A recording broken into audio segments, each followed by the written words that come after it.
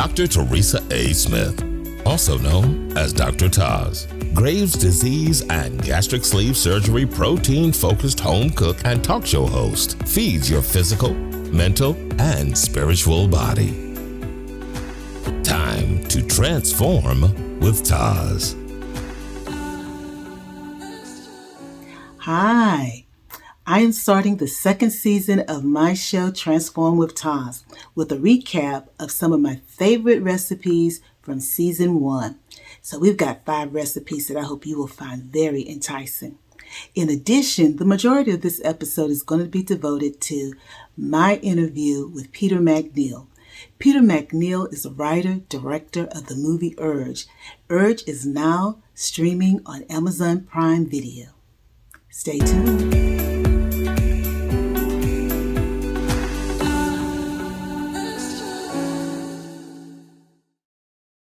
Now today we're going to have meatloaf.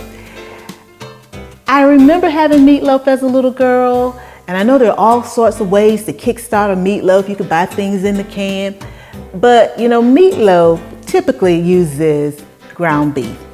Well, we're not using ground beef. We're going to use ground turkey. So here what you have is 1 pound of ground turkey and a pound of sausage. I'm going to slowly incorporate items into this meat mixture. The pepper trio, which is red peppers, green peppers, and orange peppers. And then I also sauteed a small onion. Now I'm going to add my spices. Basil, parsley, oregano, garlic, onions, black pepper. Okay, so it's a lot going on here. Now I'm going to add a cup of tomato sauce. Now, I'm gonna go ahead and add, I think this is a teaspoon of Worcestershire sauce. This is a 1/4 cup of Italian breadcrumbs. And I had already put, I think it was about a 1/4 cup of milk in here. And I wanted it to start to sort of blend itself in. Well, I'm my own sous chef, so it's kind of absorbed itself. So what I did was I brought out just a little more milk before we got started so that it would begin to break this up. I poured up 3 egg whites. So basically, you can either buy the egg whites or you can just do as I normally do, crack an egg, and I just separate the yolk from the egg. I've got one more thing to do, but I'm not quite sure yet of how I'm gonna do it. So let me see if I can get Mama on the phone. Now I've got my phone wrapped up because I'm cooking. And see if I can get Mama on the phone because I do have a question. And she is the only person, I may not even get her on the phone. She's the person that can answer this question for me. Hey Mom, how you doing? Good. I'm gonna put you on speakerphone, even though I'm mic'd up so everybody can hear you. Mom, I tell you, I'm here working on some, what am I working on, Mom? I'm making turkey meatloaf. So I've got all this together, and then it hit me, you didn't put any salt. But now I'm trying to determine how much salt. Now I'm gonna also add a cup of Italian blend cheese.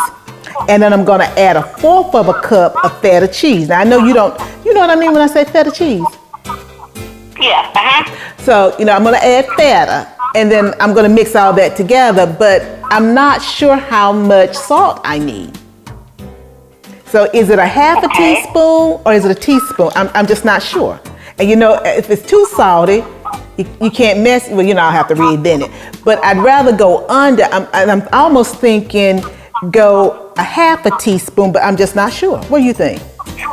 I'd go a half a teaspoon for because like you said, if you go a teaspoon and it's too salty, you can't take it out. You can always reinvent it, like you said. Let's go with a half a teaspoon. Okay. Well, I'm gonna do a half a teaspoon, and then I'm gonna put my my cheese blend in, and then I'm gonna. I've been mixing it up with a spoon, but I got to do one quick mix with my hand, and what I'm gonna do is I'm gonna put it in my little miniature loaf pans. Then I'm gonna pop it in the oven. and then I'm gonna put a little marinara sauce, and then I'm gonna bring it back out, and then I'll put cheese on top. So it's got a lot of cheese in it, so I'm thinking that will add to the saltiness also. And so I think you're right. We just need to go a half a teaspoon. Okay then, talk to you later. Okay, bye-bye. Keep cooking. Okay. Bye-bye. I did a half a teaspoon and then a half a teaspoon.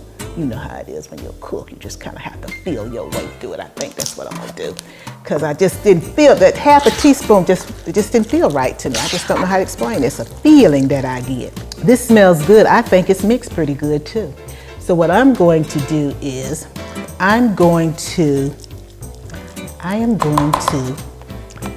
take my loaf pans, here are my loaf pans, and I am going to spoon up the meatloaf mixture. So now what you've seen me do is we have placed the sausage, ground turkey, meatloaf in my pans. So what I'm going to do is I saved back some marinara sauce and I added, I know you guys gonna say it's overkill, but I added a little more oregano and basil. Then I added that Southern favorite, a pinch of artificial sweetener, not sugar. And I felt like a little cinnamon. So I did a dash of cinnamon, literally a dash. You know how you take the container and do? That's what I did. So what I'm gonna do is I'm going to spread some of this over each one of my little loaves, okay? So I'm gonna put this in the oven. Ooh, it's heavy. This is about almost 2 pounds of meat. I'm gonna put this in the oven, for 50 minutes, and then we'll pull it out, and then we'll put a little cheese on it. So here we go. Let's see what we have in just a little bit. We've got our miniature meatloaves in the oven at 400 degrees, and so we're gonna leave them in there for 50 minutes, and then we'll check to see how they're coming. I'll check back with you soon. A few moments later. To my little workstation that I have set up here. Set it on the traverse. And I'm going to add just a little bit of this leftover marinara sauce just to moisten it a little bit. I'm going to take the shredded Italian cheese and I'm just going to put it here. Now, you add the amount of cheese that you want to add, okay? I'm adding it to feel because I kind of want to see it there. And so I'm just adding cheese. I think it's almost done. So what I'm gonna do is I'm going to pop it in. And ooh, the oven is warm. Ooh. And I'm gonna go ahead and put this on broil. A few moments later. It looks so good. I'm gonna pull out a little meatloaf. Oops, I made it just in time. See, it's still juicy. Can you see that juice? I hope you guys can see that juice. See that juice there? So I made a good decision not to let it cook the additional minutes. Oh God, it still tastes so good.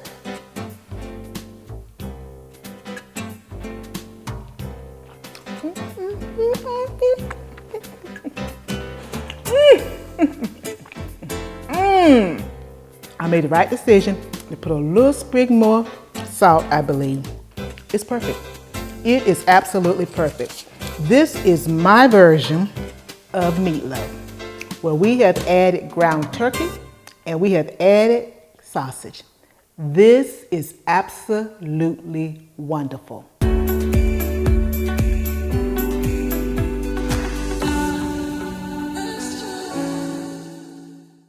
Well, today we're going to make banana pudding. I must tell you, my mother, when I was a little girl, she made banana pudding from scratch. Now this is one thing I'm not gonna make from real scratch, meaning she made that custard. And I had to stand there over the eye and just keep stirring. Because if you didn't keep stirring, the custard would begin to stick. And nobody wanted banana pudding where it had stuck, because you know that was gonna be awful.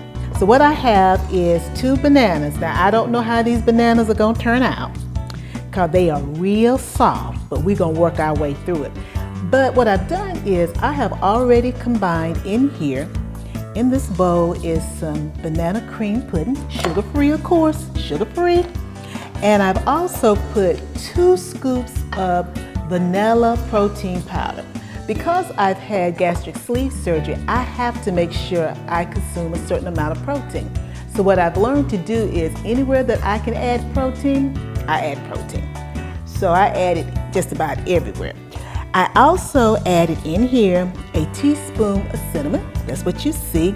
And I also put a cup of artificial sweetener. I wanted to with that.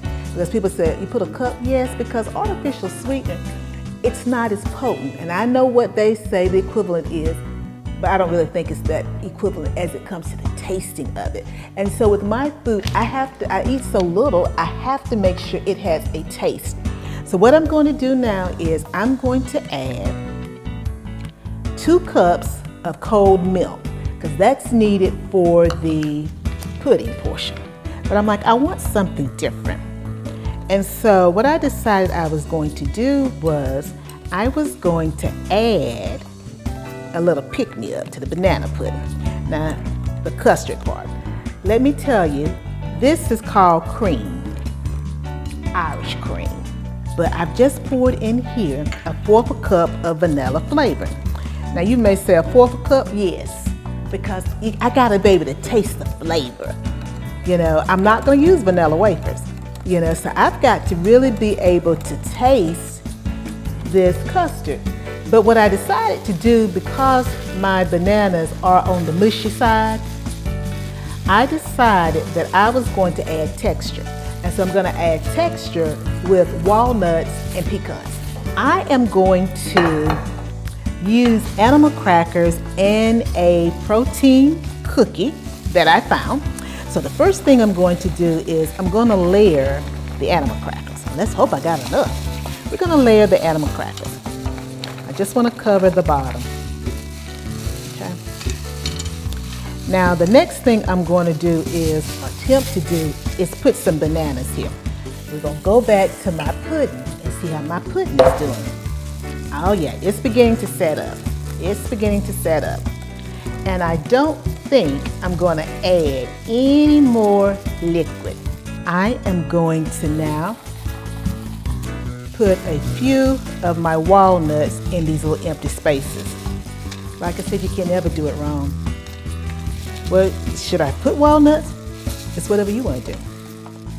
You know, this is good. And once this pudding sets and these animal crackers and those little protein cookies start to soften, I'll really be doing that dance then, because then it will just have blended together and it's gonna be good, because it's good now.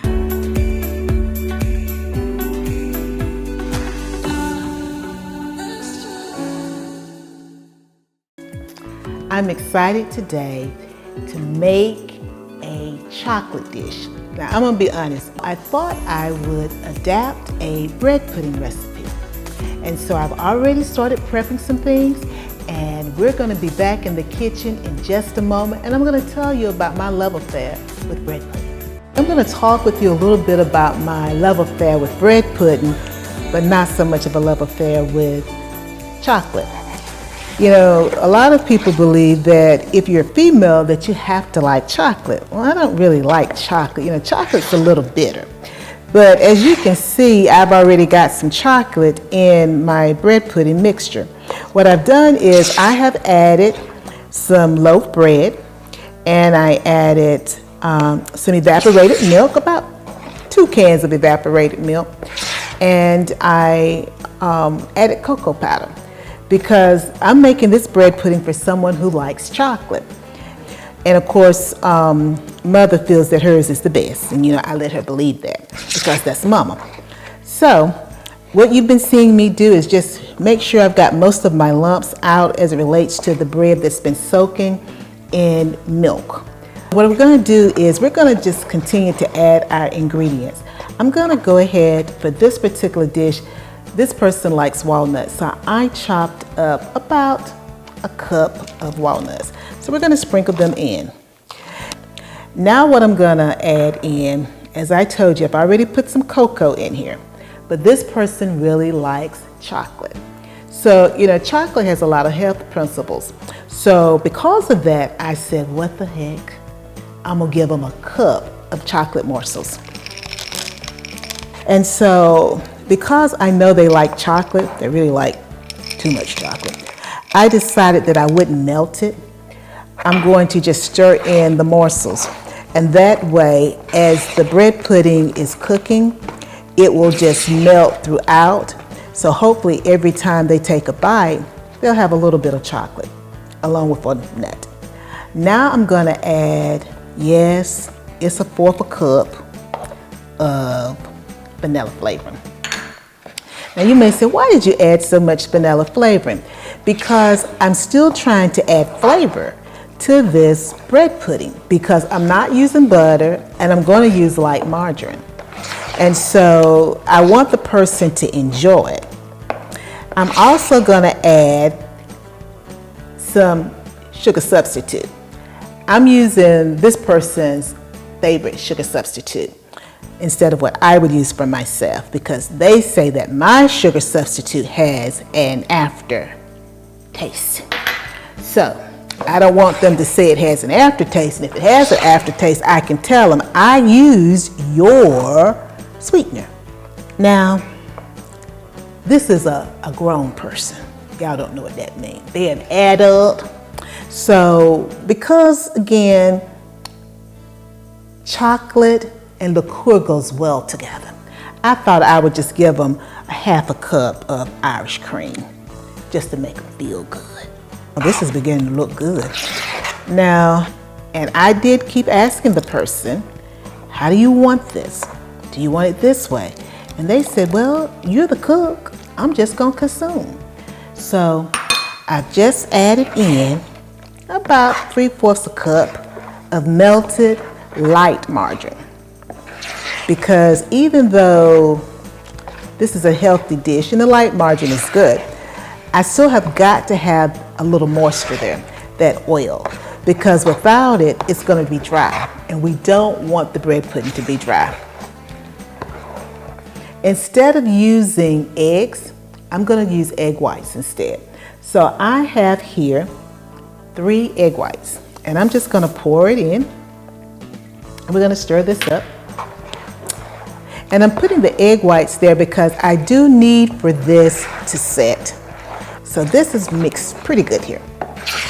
So next, I'm gonna pour it up in this casserole dish that I have already sprayed with some cooking spray, because I wanted to make sure it didn't stick. Now today we have made chocolate bread pudding. It was in the oven for about 45 minutes, 375 degrees. Now the thing is, you always just need to do the toothpick test, and that's what I did to make sure that it was done. Also, if you look at this one, you can see that around the edges, the bread pudding has pulled away from the side, which is also signaling that it's done. And of course, it's now kind of broken little cracks. So what I'm going to do is I'm going to keep slicing my bread pudding. See how beautiful that looks? See those morsels of chocolate? Chocolate right there is just melting so nice. It's decadent. Now this, I'm gonna be honest with you. If you're one of those people that got to watch your sugar, I've watched your sugar, because this is really not very sweet. But I'm gonna tell you this, it's good.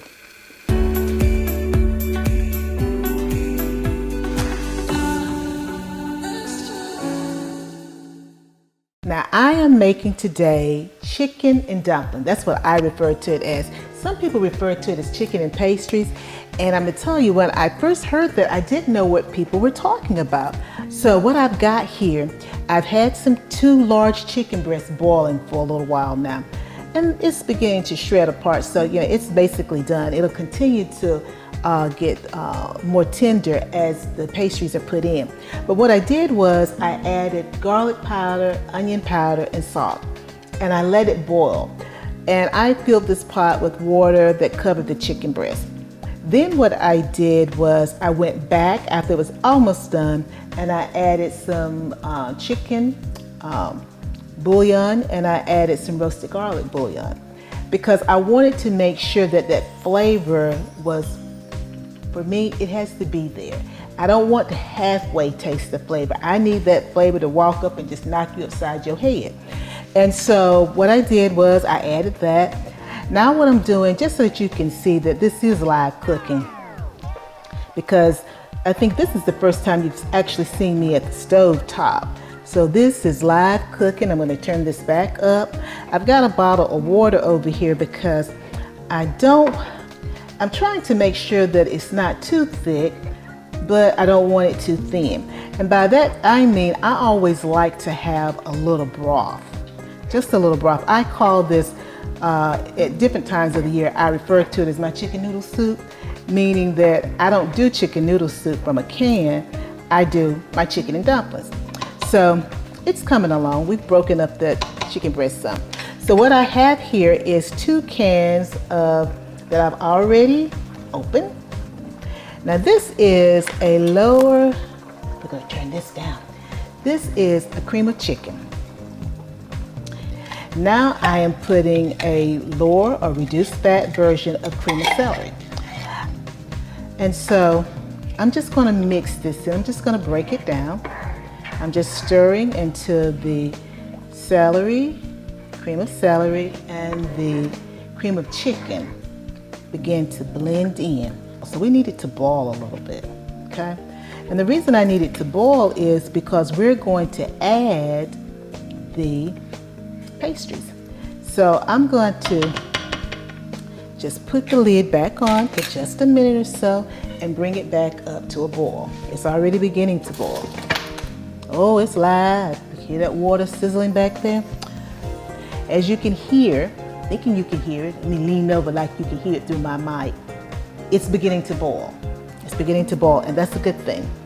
I used frozen pastry, and it had begun to break down, but this is hard, so it's still sort of frozen. And I'm just dropping it in. And I just move it around a little bit. Just move it around a little bit. Because what I'm doing is trying to make sure that I'm not layering pastry on top of pastry.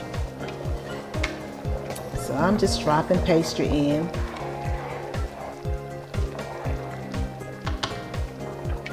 So we're going to add some more pastries here.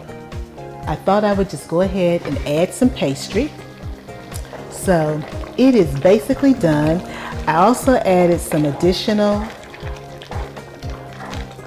garlic and onion powder because I had to do a taste test and I just didn't feel like it was good enough. And of course I do light margarine. You don't have to do light margarine, but I do light margarine. Look at that chicken, just pulling that chicken apart. Oh, this is gonna be good. I have already got a bowl here.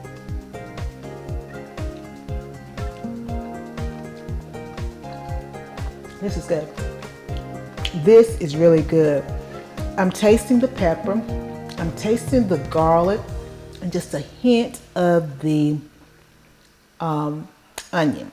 This is really good. Other people call chicken and pastry, but basically it's all good. And it's a lower fat version than what we would normally have.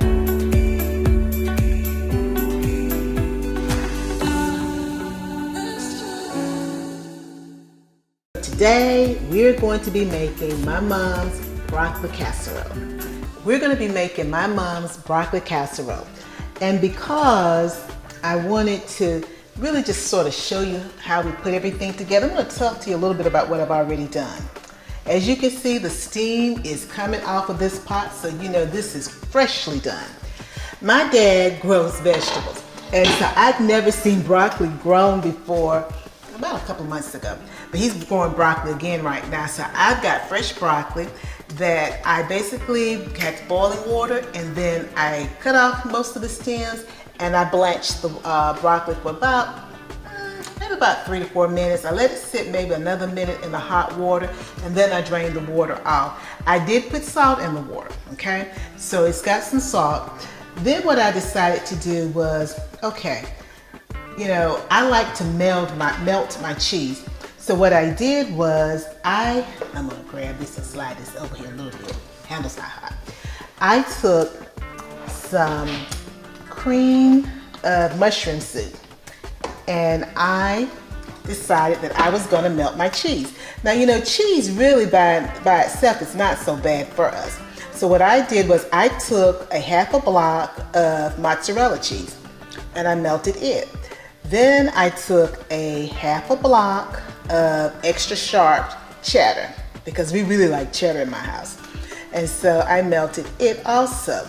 I put a little black pepper in here. Hopefully I put enough. I didn't want to overpower anything. And so then, because I wanted this to be really creamy, I added probably about, let's say a half a cup of ricotta cheese. Normally my mom would not put ricotta cheese in here, but I wanted to add something to kind of break up just your typical cheddar cheese. And that's the reason I also added the mozzarella, because mozzarella, as I always will keep saying, is made from partially skimmed milk. So therefore it's a healthier version of cheese. So I melted all of this together, and then I put about 1/4 of a cup of melted light margarine, because I had to have some light margarine. And I also added some garlic powder and some onion powder. I like garlic and I like onion powder. I don't know if Mother even puts that in hers, but I know that those are two things that really accent our broccoli. So what I'm gonna do now is I'm going to add some cheese to these florets. And I'm not quite sure, you know, I have a tendency to still cook as if I was that little girl in my parents' house and I'm cooking for 4 people. And so what I find is anytime I'm really cooking real food, I cook too much. And so those of you who've been watching the show, you've seen me do that when I've made, I think it was the very first show, I made meatloaf, turkey meatloaf with pork sausage. And believe it or not, I had extra meatloaf mixture, so I had to bake that in a different dish. I have mixed my broccoli casserole. So I've taken my cheese mixture and I have now mixed it with the broccoli florets. So now what I'm gonna do is I'm gonna take this square casserole dish and I'm going to put the broccoli and cheese here. I also sauteed some onions. I sauteed the onions and I added my onions into my cheese mixture because I knew that I was going to mix everything together. So I'm just gonna shake this just to sort of level it out. As you can see, my broccoli is still somewhat firm. The little florets have begun to meld with the cheese. But in addition to the crunch, what I have done is I have ground up wheat thins. But these are veggie wheat thins because I'm still trying to be on the healthy side, and they're made with whole grains. So I'm gonna just sprinkle this there too. But I'm looking forward to trying it. This is my version of my mom's broccoli casserole. I just called Mama in the interim. I told her, hold right on. Understanding, folks, that nothing ever tastes as good as Mama. But I'm tasting this, Mama. Okay.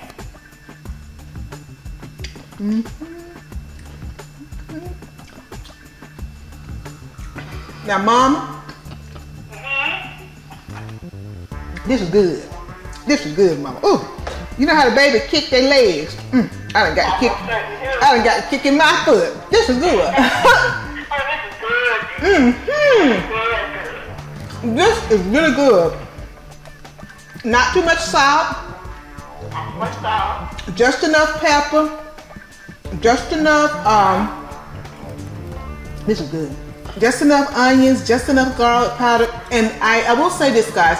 Normally I get my onions a little softer, but I didn't. So my onions are not crunchy, but they're not soft.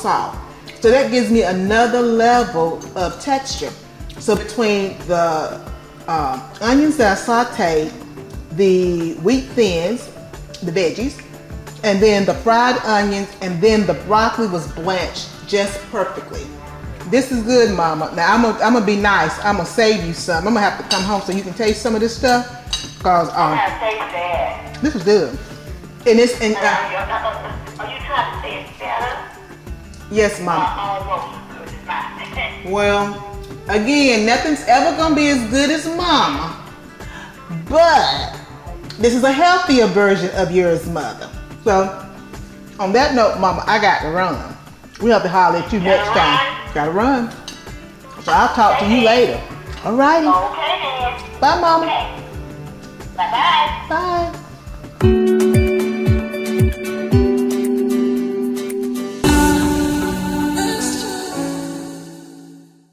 In our last segment, I made my mom's broccoli casserole and I changed it around a little bit. Remember, we put a little ricotta cheese, but I had cheese sauce left over. So I thought, you've got cheese sauce, you've got noodles, you know I'm going with macaroni and cheese. I have cooked a pot of macaroni. I will tell you, these are protein macaroni because I'm always trying to get my protein in. That's my life. Let's get protein in. So I've got my macaroni noodles here, and I have my cheese sauce. So what I'm going to do is, the handle is a little warm, I'm going to go ahead and mix this together. So I added the other block, half a block of mozzarella. I added the other half of the extra sharp cheddar cheese. And you know, I had a little of my Italian blend left over, so I threw that in. And of course, I added the ricotta. This cheese base also had a little of the, not a little, it had some of the remnants of the cream of mushroom soup also. So I've added some salt, and we're gonna pour this macaroni and cheese in here, and it's looking cheesy. Now, it's not looking as yellow or as orange as some of my southern sisters and brothers might like, but I can tell you, it's got some kind of cheese in here. It's got its cheese, and it's smelling good. Now, this is gonna be good, I can tell. I put the egg white instead of an egg because I now need to tighten up the macaroni and cheese. Now, I've already preheated my oven to 350. I'm gonna put this in for maybe about 20 minutes and maybe 25. So we're gonna put this in the oven.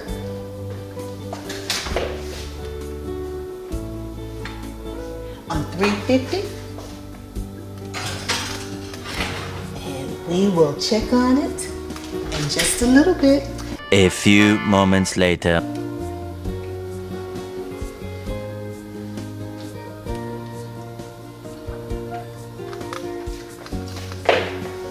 This is good. Try not to eat it all, but this is good. This macaroni and cheese did not, well, it started out this way, but this was new for me because I had leftover cheese sauce, and I thought I can't waste it. So I got macaroni and cheese, in the pantry. Pull it out, add the rest of the cheese. This is a winner. This is what we do with Transform With TAS. We take those favorite recipes and we redo them so that they are a healthier version. Things happen in life, and your reaction dictates if you keep going or stay stuck. Dr. Teresa A. Smith, or Dr. TAS, had her future mapped out, but was stuck in an unwinnable situation. In her latest book, The Bounce Back, Dr. TAS looks at how she took control of the obstacles that kept her from attaining her objectives and is now focusing on her well-being first. Get tips from Dr. TAS on how to look after yourself. The Bounce Back from Dr. Teresa A. Smith, available now.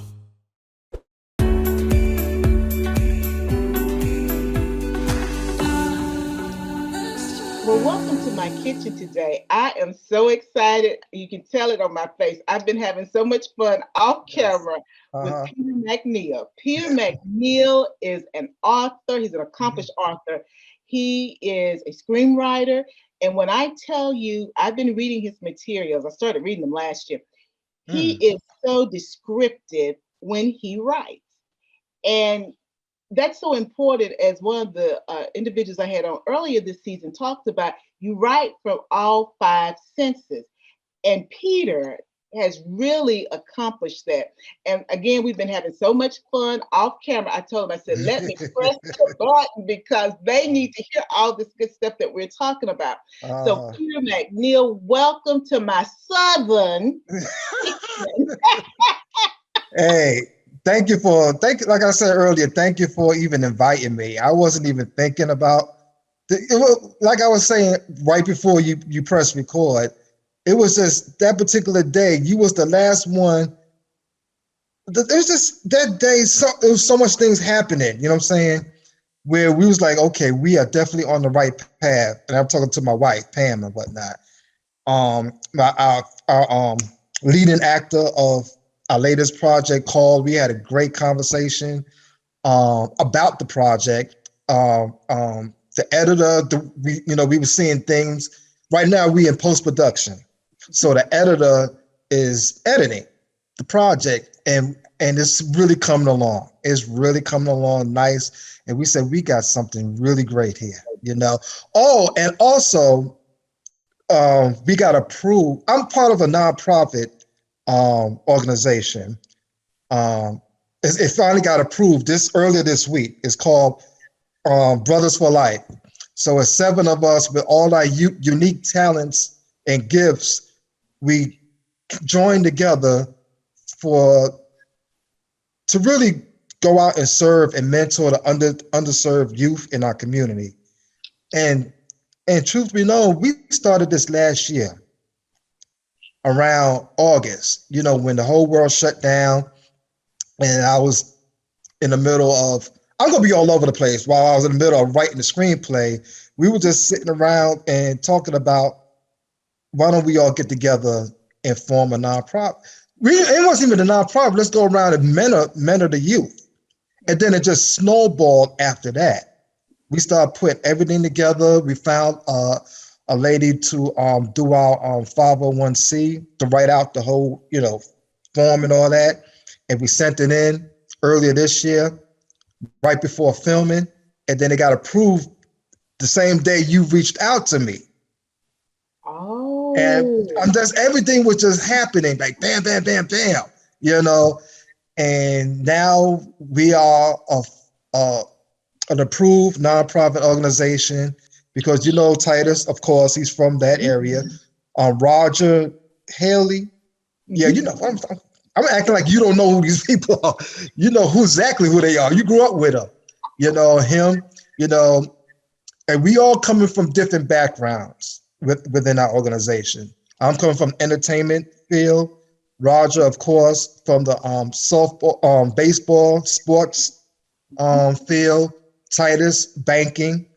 We have another gentleman by the name of Carlton Gainey, investment. Prentice, Lord, I forget his last name. He's in construction. He will kill me when he see this. Hakeem in real estate. So we all coming with all our different backgrounds, joining together to go out and start mentoring and talking and really helping our community, especially with the kids, and see if they will be a part of what we got going on and see what avenues they see themselves doing. Because a lot of these kids don't have outlets these days, and then they fall into the traps of the world, and it's usually the wrong trappings. You know what I'm saying? They don't have, a lot of things that they could go to, or sources or recreational things other than the Y, to go to that will expose them to what's really out there for them that they could tap into, whether it's the sports, entertainment, and now these days, especially our culture, we really need to be known about our finances. You know, we really we need to know about our investing, you know, stuff that we didn't know growing up until now, you know, unless you was in that environment, you know, that your parents, you know, knew people that was already into that, but not us growing up. You know, the majority of us, you know, we didn't have any of that. You know, we just made up whatever our fun was, went to school, graduated, did this. Or you know, you may have an inkling of what you may do and go to college and learn that. A lot of us don't have a clue, you know, and we Well, pass no, it down. So well, no, you're fine, Peter. But you know, I think I know. I understand. I think I understand your passion, but I want other people to understand your passion. So I want to go back. okay, yeah, I want to go back. yeah. Let's go back. I just I want wanted to go to back show that, just share all that now with you. because you're. Can it? I don't know if the audience can hear the New York accent because we were having so much fun off camera. That's the reason why we just picked right up because we were having fun off camera. Yeah. But you know, Peter grew up in Brooklyn, New York, and when I was delving into your formative years, I didn't realize that you met your future brother, Kevin, and you met him versus, because guys, I want you to hear the language that means that he met his future brother, Kevin, and this person became your best friend, but you guys were connected because you were both foster children. Yes. Yes. So now, is Kevin a person of color? Because I don't know. So here Yes. it is. We've got two young men of color who are connected and eventually are adopted by the same family. And so when you hear the passion about Peter talking about the fact that the Brothers for Life nonprofit has been approved, and the fact that it was approved the week, everything was just happening the same day that I reached out to him. I want you to understand why he is so excited, because Yes.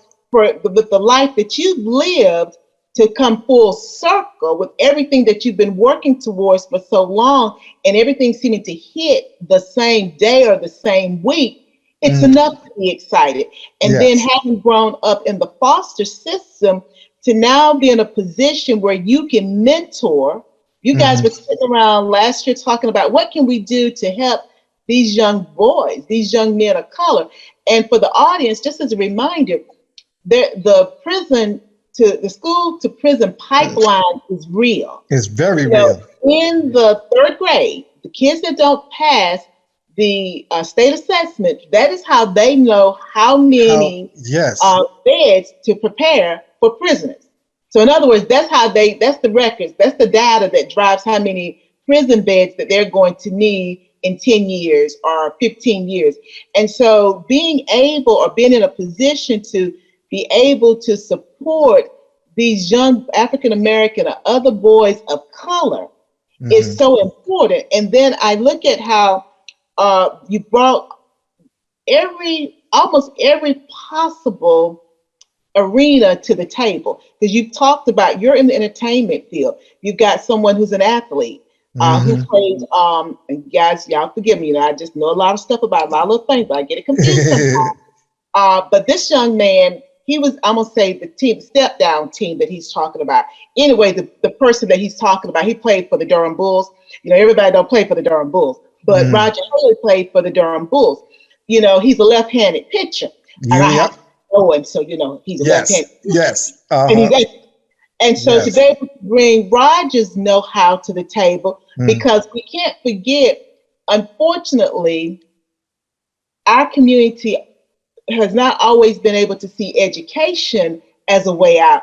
We sometimes only see athleticism as a way out. So still having that person who's connected to that that area, and then you're connected to entertainment, and then having someone who's in banking, then someone who's investing, then you got construction, real estate. You guys really have the opportunity to package a really successful program to support our young boys, young guys of color, because I want to be inclusive of that. And so, yes, I want the audience to understand why you lay it off, because we were already having a conversation, but why that was so important for you to detail that, because one, that's real important that you were funded, because everybody doesn't get funded that quickly. And I'm saying everyone doesn't get their 501c3 that quickly.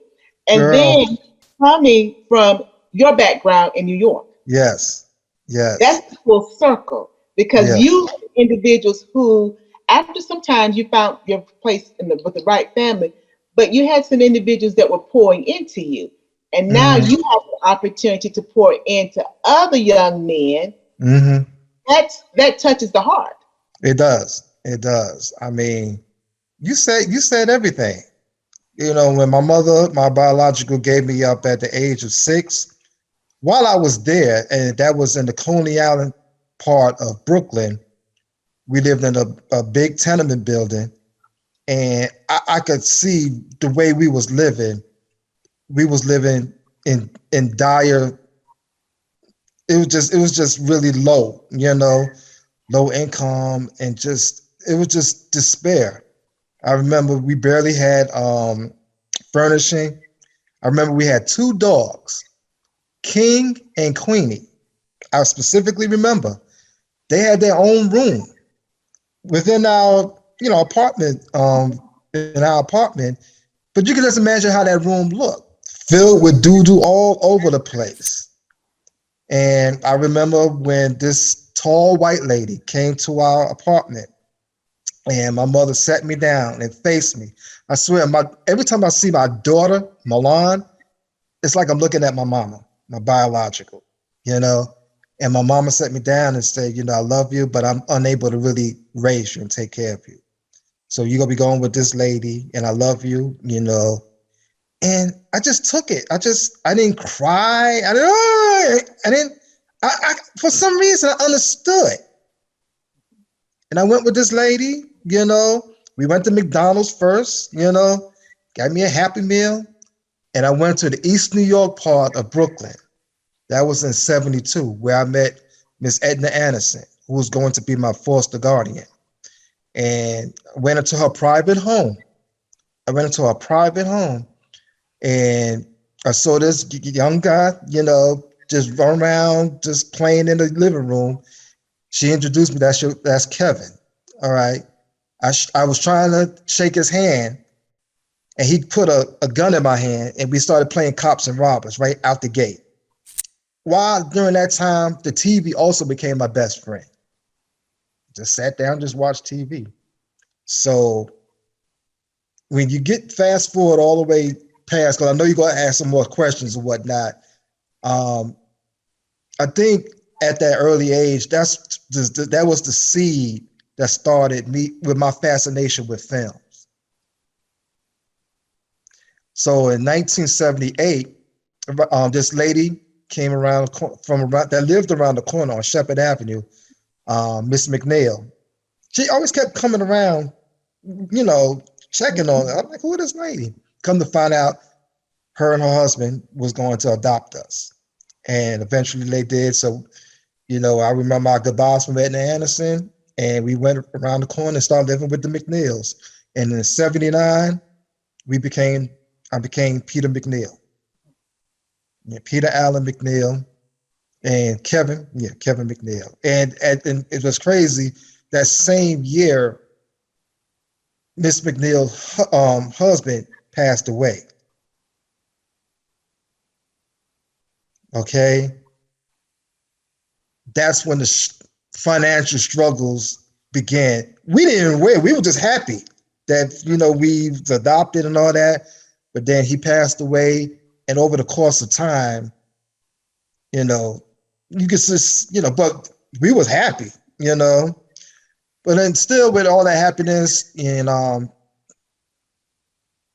was still an introvert or just quiet, because I was just taking everything in, from the time that my mother gave me up to Edna Anderson, our foster guardian, and just really just trying to just analyze and just try to take in a lot of why. We talk about that part of your life, and I heard you describe it. Mm-hmm.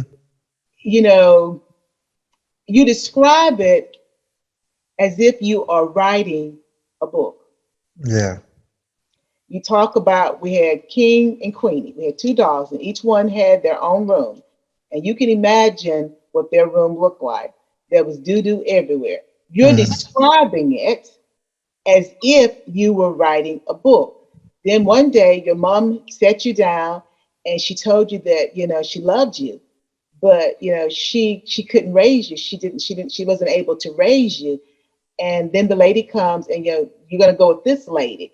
And the lady took you to McDonald's, and then you went to the house to live with Miss Anderson. You talk about it as if it is a movie.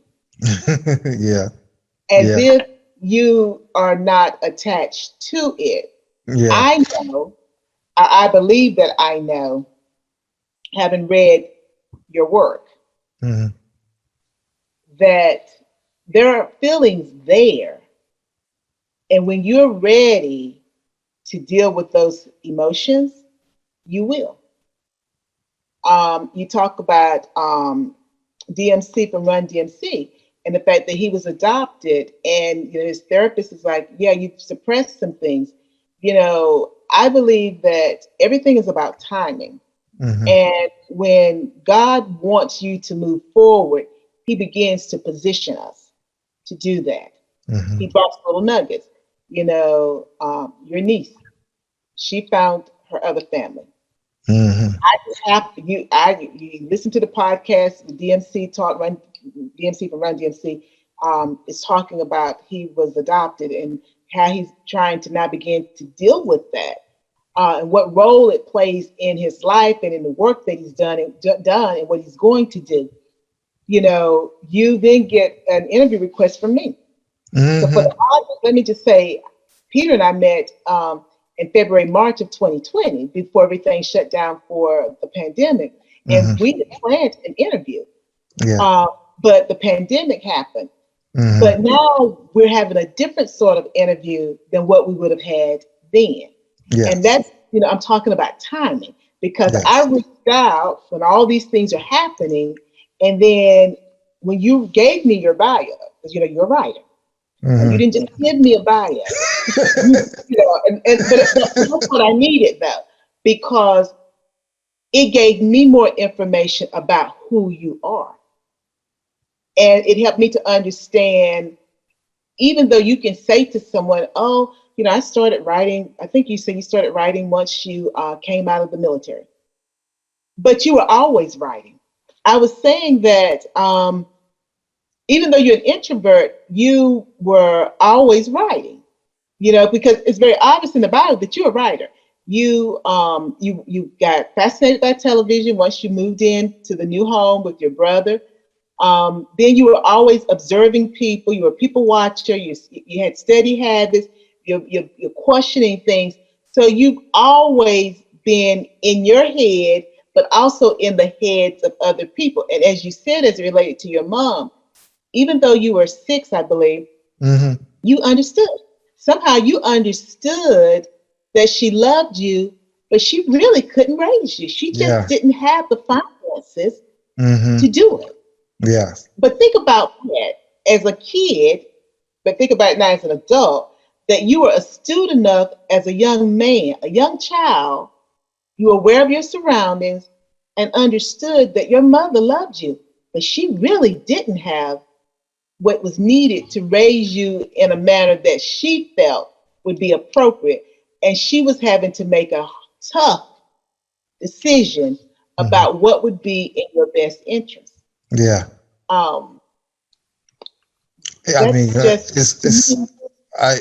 you just hit it on the head. I'm like, at that age, I don't know where it came from. It just was what it was. I just knew that my mom's knew that environment wasn't good for me or her. So she did what she felt was best for me at the time or whatnot. And then I got fostered, then adopted and whatnot. And then I think that was just the quest of really trying to figure out who I am. when you growing up with a family growing up with their biological kids, they already bonding, you know what I'm saying? Through good times, fights, whatever, family situations. And going back to introvert, I think I just became that because I said I'm for some reason I felt like I need to guard myself because I don't want nobody hurting me. I know my mom's love me and all that, but I don't want nobody coming in my life trying to hurt me. Cause I put up serious walls, just thinking about it, oh, Pete's shy, introvert. Nah, when you get to know me, I'm a loudmouth, you know what I'm saying? But I'm cool, I'm laid back and whatnot. And I don't really let a lot of people to this day in my circle. Cause I could feel your vibe, your intentions. I don't need that. You ask a lot of people, a lot of New Yorkers, especially in our neighborhoods, school was just school. Unless you had that parent that'll be on your butt saying you got to be this and that, or well-to-do. A lot of us didn't have them well-to-do. Everybody was just making by, just getting by, And we went to school just to look nice and fly. Yeah. I can remember more stuff during my junior and my public school days than my high school. I don't remember nothing in high school. Nothing. We look nice, we play handball, but all the school curriculum, nah. So when I was graduating, barely graduating, this Army recruiter came to me, you want to join the Army? Because I didn't know what I was going to do after school. Mm-hmm. I didn't have a clue. It just hit me in the face like, oh my God, I'm about to graduate. What I'm going to do? So I wound up going to the military in 85. So as soon as I got my graduation diploma, the next week I'm on a plane going to Fort Jackson, North Carolina. That's my first time out of New York. And I'm like, oh, they got trees. I could see the sky. New York is seeing buildings. Trees. Yeah, you got buildings. Trees. God. Oh, that's how big the sky is. Yeah. You land in South Carolina, the feeling is different and all that. Mind you, I'm in a military, environment. I only signed up for 3 years. I knew right during basic training that wasn't for me, but I said 3 years, I'm gonna do it because I ain't got nothing else to do. I didn't plan on doing anything to do. So, I started writing. That's when I started writing. When I would write to my girlfriend at the time, I write a little letter, then I'll add rhymes, a poem at the end. That ballooned over the next couple of years into me writing 10-page rap rhymes to people, not just my girls, to my homegirls, to my homies. They thought I was crazy. That was my therapy. The rap was your therapy. Rap, poems, or writing, whatever. 10 pages, I'm just writing. I wasn't hardcore military at all. I'm a New Yorker in a military uniform. Yeah. So they didn't like the way I kind of, my vibe. I wasn't gung-ho. I wasn't none of that. I'm New York. I'm just here. They used to get, when you see Urge, when we premiere, I don't know when this is going to air, but when you see Urge to premiere, you're going to see a lot about me. Okay. You're going to see a whole lot about me and what I was going through internally, So that's when the writing began, And but Peter, but I think that's very important for the audience to see. You were dealing with a lot of, you call it internal, a lot of emotions, a lot of changes, because your brother and you get adopted by the McNeils, and then your adopted father dies that year. Yeah. And over time, we see things begin to shift. And as you said, some different elements started coming into the house. And we understand. So, and you talked about, it's not that you really was such an introvert, but it was your way of guarding yourself. Yeah. So to then, there's so many things that you could have used as a sense of therapy. Mm-hmm. I think that it's the destiny, it's the purpose part of that was there before you were ever really conceived that stepped in, because you chose to use the pen as your therapy. You know, you started writing letters to your girlfriend, and you started adding rhymes, and then you started writing these rap poems. It was crazy. You know, it was more for me than for them. Yeah. They just the person that received it. Yeah. And they used, let me tell you something. The letters I used to get back, like, ooh, P, I loved it. I made them feel special, the girls especially. You know, but I just enjoyed doing it. Okay. It was for me. And I hope you liked it. You know what I'm saying? You know? I like that. It was for me, but I hope you like it, though. Exactly. I just hope you liked it. Did it make sense to you? You know, critique it, you know? And they liked it. It was crazy. Yeah, they liked it. They liked it a lot. They showed me how they liked it and whatnot. So it was what it was. But now, Peter, you know, you also said in your bio that there was a person, I think it must have been when you were in the military, that said that you really wasn't fit for anything but existing on this planet. What did that person mean? Why did the person tell you that as a human being, you're only fit to exist on the planet, as if you don't bring anything to the planet?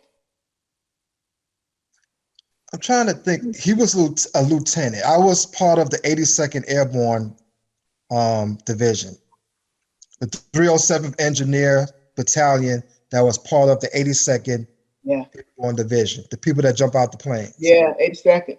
I enjoyed that. You know, jumping out of the plane. I got tricked in it. I didn't know exactly what I was getting into, but the recruiter said, yeah, you get the, parachute. I didn't know it was a hardcore stuff like that, but I did it. One of my comrades, he's a white, cool guy. I remember he came to me. He had this look on his face like,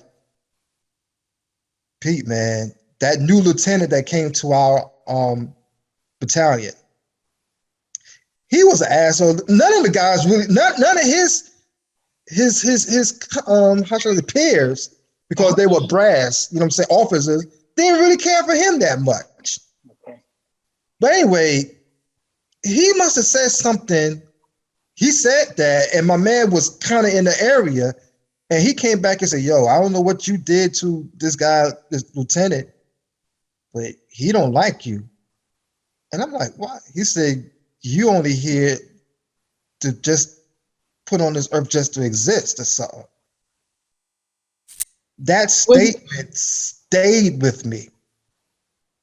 I could have dismissed it, but at the time, even I think what was irking me was I was proving him right,